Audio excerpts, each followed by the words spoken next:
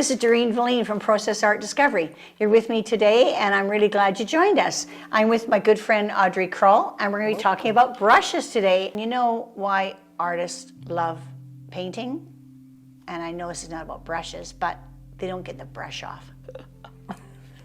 So I'm dressed like this to show you that anybody with any, I'm trying to presume, I shouldn't be doing that, but I'm coming from a more of a budget look. So even if you're half blind and you can't see anything, and you can still do art. I take these off right now and put my glasses on because I can't do this for long. And Audrey here is going to show you the next level up, and that's when you want to try better quality paints, better quality brushes we're going to talk about today. So we are going to talk about brushes only in this one. So I'll start. Okay, please. You want to flip a coin? No, go for it. Okay, I'm going to start. So I haven't have a little drink here.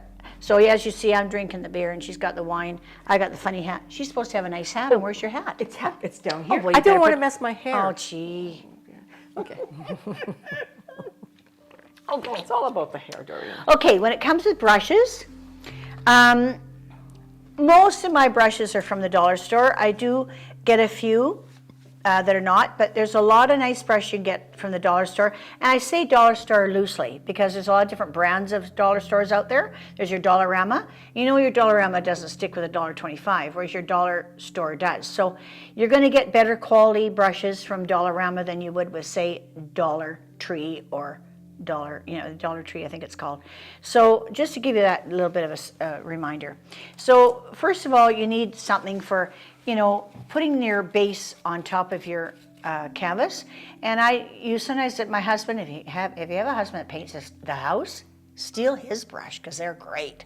So any wall brush is good. These are little Chinese brushes. They're from the dollar store. Depends how big you paint. If you're doing something small, you can use a smaller brush like this. And then I use a lot of times a square brush. This isn't a great one, but it's kind of, because it doesn't go to a nice point. If you can find them in the Dollarama, they have this pack right here. And this pack is a variety pack, but they're smaller because you're probably going to start off painting small. So probably little 8x11s or 12x14s. So when you do, these are a variety, and I think, Audrey, the white are oil, are they? And the brown is water? Those are all synthetic, so you can use them for anything? Anything. So you can use it for anything. I did bring her here for a reason, see? Thank you. So I didn't know that. So these are great for everything. So they're like all-around brush. Now you see they have them differentiated. So why is because if you look at them closely, this is a squared off brush. There's a little tiny pointy brush in here. This is a really pointy brush. These are your pointy ones. I call them pointy ones. These are called a chisel. They're probably using the wrong name. Angle brush. Yeah. So they're on an angle. They're cut at an angle. Chisel's good. And when you use a cheap brush, not this one, but I got a couple of cheap brushes I didn't bring out. But if they're kind of loose, the bristles, you can actually smush them down like this. And if you want to make like a starburst or something, you could burst them out. Also, I take scissors and I cut them. Because they're cheap, if they're wide enough, like you could take this and cut it to make grasses. You can cut all these out and just, I've got this little fan brush here. I cut that to make that nice and far apart because they were too close together. So they're all different angles. I don't know if you can see really close there, but if they're all different angles and they're different lengths, because I wanted it to look like grass. I didn't want it all the same. So I cut them all down. So when you get cheap brushes, you can do this. You don't mind doing it. You don't want to do it with a $50 brush. Kind of make you cry a little bit, but this doesn't.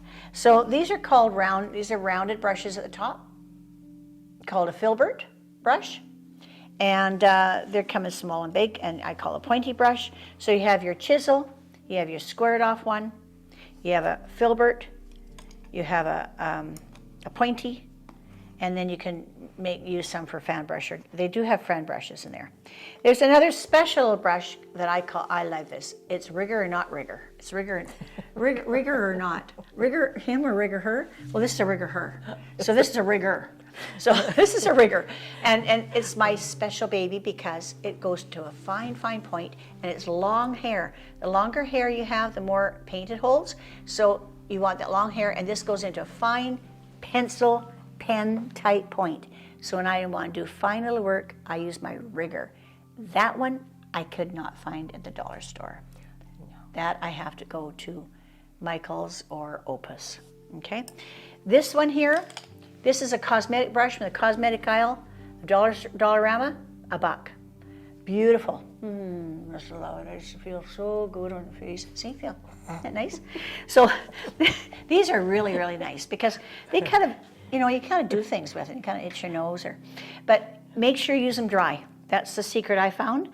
They're good for blending. So when I get, my paint has to be a little bit light too, like a bit of water in it, but I use it to kind of like this, and I want to get a nice glow and put one color into another.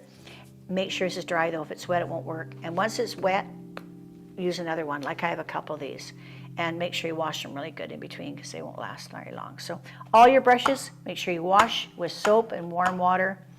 Can't emphasize that enough. Have a bucket of water with you. I use a good old repurposed bucket. And make sure you put it in a bucket right away. Get that paint out. You're going to find that when you start off, we're a little bit intimidated. It's $1, $2, $5. No need to be intimidated, but we are. So with that comes, the reluctance to buy good stuff. So once you're past this point and you know that, gee, I need a better brush. This brush isn't working for me. These brushes are tools. That's all they are. There's no right or wrong. Everything I told you right now, you could disband whatever I said, and you could have your own ideas. That's fine. It's a tool. So just like when you take a knife in your kitchen to cut certain meats, you have your special knife that you like. I might come to your kitchen and take a different knife. So that's what we're talking about. It's tools, nothing more, nothing less, nothing to be intimidated by. So Audrey, the floor is yours. Okay. So the reason for this was we got chatting about starting off painting and what are the things that you wished you knew. And I did mention that I wished I knew, or I had some knowledge, or I had someone that I could go to who would point me in the direction of brushes, for instance. And it took me a while to find that person. So Doreen is right. You can use these, and these are perfectly acceptable. This is a blender brush. You can use them, and I use them myself. But as you get on, you want to do different things. And if you're using a different medium, you're also using a different brush. Mm-hmm. So I started off in acrylics, and I did start off with actually worse brushes than that. And it really frustrated me because I couldn't do, or things weren't working out the way I wanted them. So I did invest a little bit of money. You do not have to buy an $80 brush. You can buy some good brushes for very little money. Like how much? I think the most expensive I bought was a $30 bruch, and maybe it's this one. Size, yeah. Yeah. But these ones are smaller ones. No, you can get these for $10, $8, sometimes for $5, and that's in an art store. Yeah. You just have to look. And I now buy brushes like I used to buy shoes. I look in every art store, and I always come out with a brush. Now, you will have your favorites, though. That's why you do have quite a few that look almost same. Well, you do, because, you have to try them out. I have my favorites now, and they're by Rosemary and Company. Okay. And they do have, now these are synthetic, so this is for the acrylic. This is a synthetic brush, and I love this one because when you clean it, you can actually make it down into a fine point, and you can use this chisel edge, and it just is beautiful, for very fine lines. This one is a good one too. This is also a synthetic. So for acrylics, mostly they're synthetic, and they're easy to clean, and like Doreen said, don't leave them out. You have to put them in water because acrylic turns to cement, it's plastic, and your brushes will be totally ruined. And your clothes.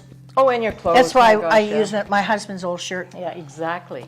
So the synthetic brush is, I use this for oil also. I have my set for oils, I have my set for acrylics. For oils, it took me a long time to get onto these because I did not like them, but you know what? They make your painting so much easier. Yeah. They hold a lot of paint. This is the bristle.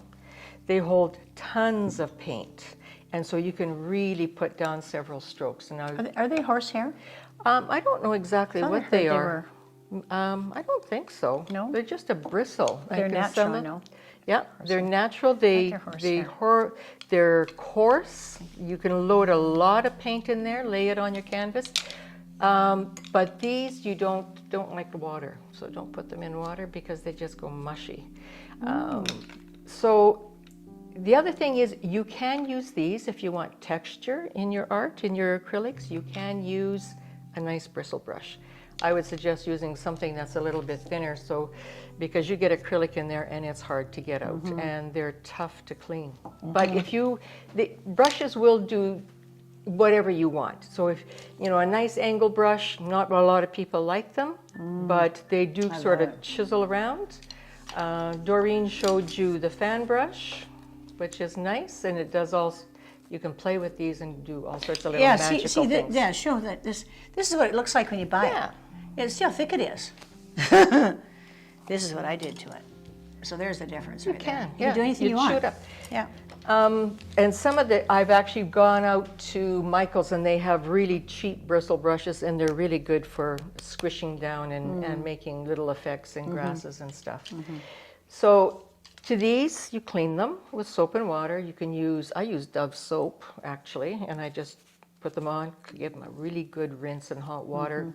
When you finish cleaning them, also make sure that you get all the water out and chisel them down. Reshape them more than anything. You want to keep that shape. With these, I take out as much oil as I can on a cloth. With paint thinner?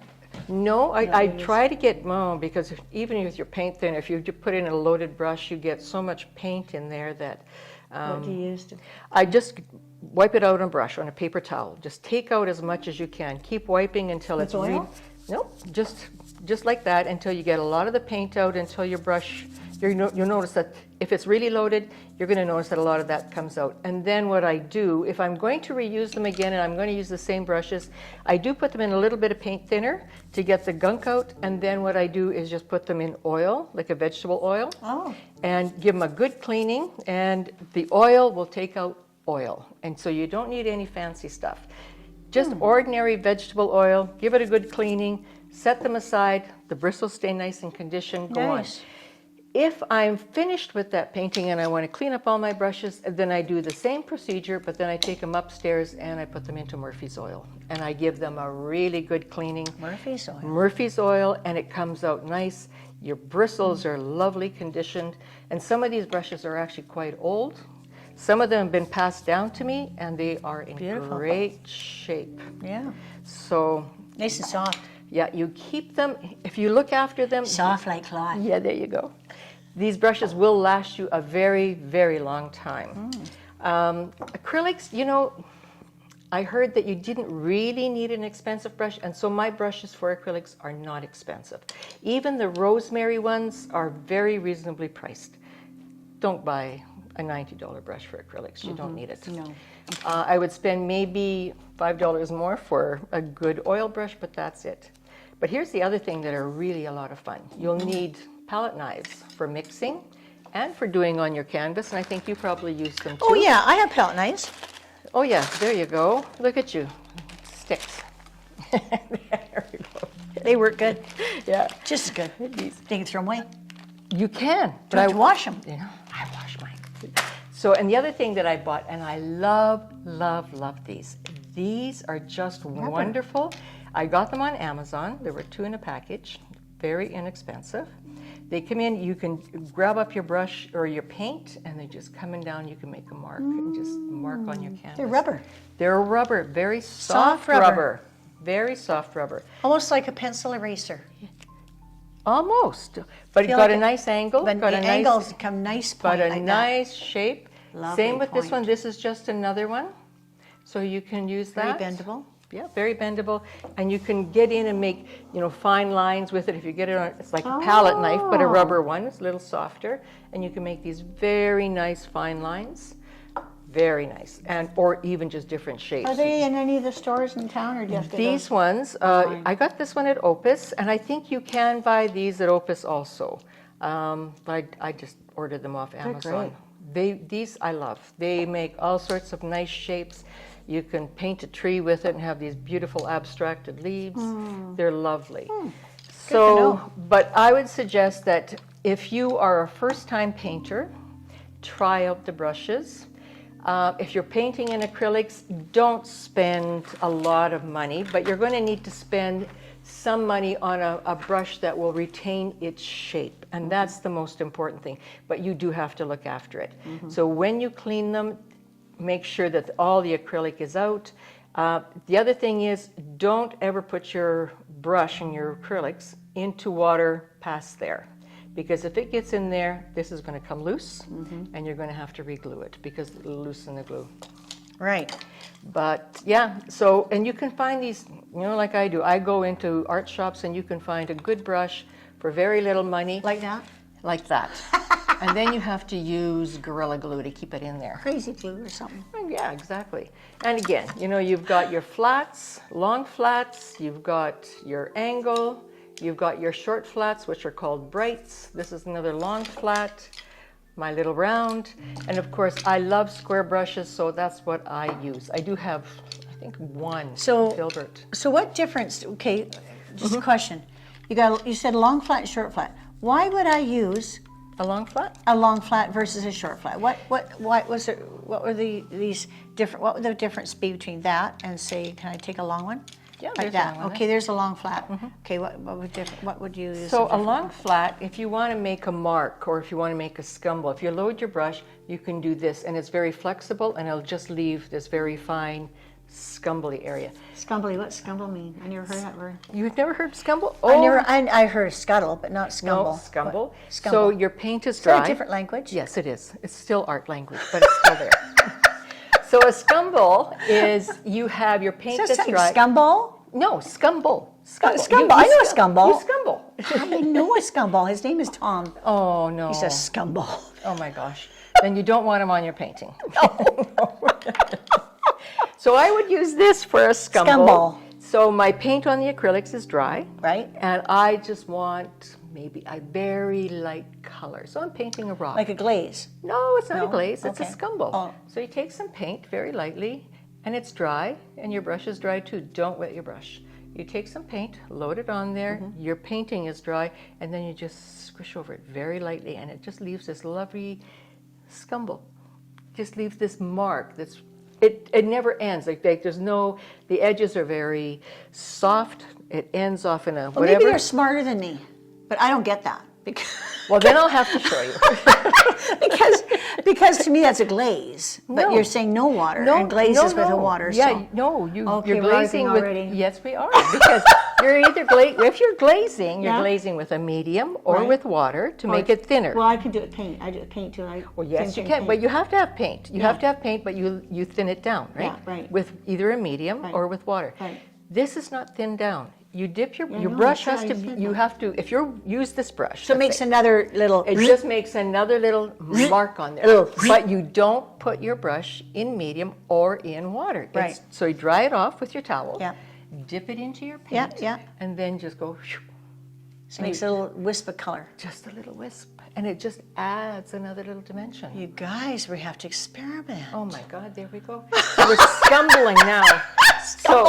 So this is what I use my long brushes for. If I just want to make very fine, definite, just a little mark of some kind. If I'm really going at it and I'm making impasto marks, then I will use something like this, because these things hold a lot of paint, and I can make a big, bold mark and Got it. put it on. I understand. Same with these. Yeah. Comprendo. Yeah. Load this up with acrylic, and you've got a big impasto mark. Comprendo. But you want to scumble? Now, this is the other thing. If you're in oils, okay, you're using the bristle brushes. You're getting excited now, aren't you? I am. But you can, if you really want a soft edge, then use a synthetic, because they don't leave very many marks. So it's very soft. So that's what a synthetic brush is good for in oil. Yes, because these are quite streaky. They are streaky, but that's what you want, right? You want them to hold a lot of paint. You want that thick, painterly look. Yeah. But if you just want painterly, that's another word. You should look that up in the dictionary. I don't think it's in there. Doreen. But if you just want a little soft mark somewhere without, a lot of definition or anything, an acrylic brush is always a must. Great. So there you go. And you've got your little things. You've got your palette knives. And you have your I think I got it. synthetic brushes, and you Yeah. also have your bristle brushes. Sounds great. And they are interchangeable. And these things are really great because you can really put on a colored ground or whatever, and you can cover a lot of territory with that.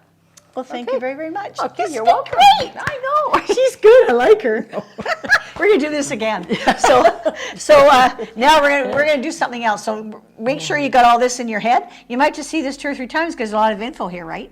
Oh, yeah. So Or contact once you get Doreen. that all in your head and down into your brain, click, click, click, click. We're gonna go on to another subject. Yes. Thanks for joining us. This is Doreen Velin. I want to thank you very much today for joining us for Process Art Discovery. I want to thank you. Subscribe, please, to Process Art Discovery, and you'll see great stuff happening. And we'll see you again. Thanks. Bye-bye.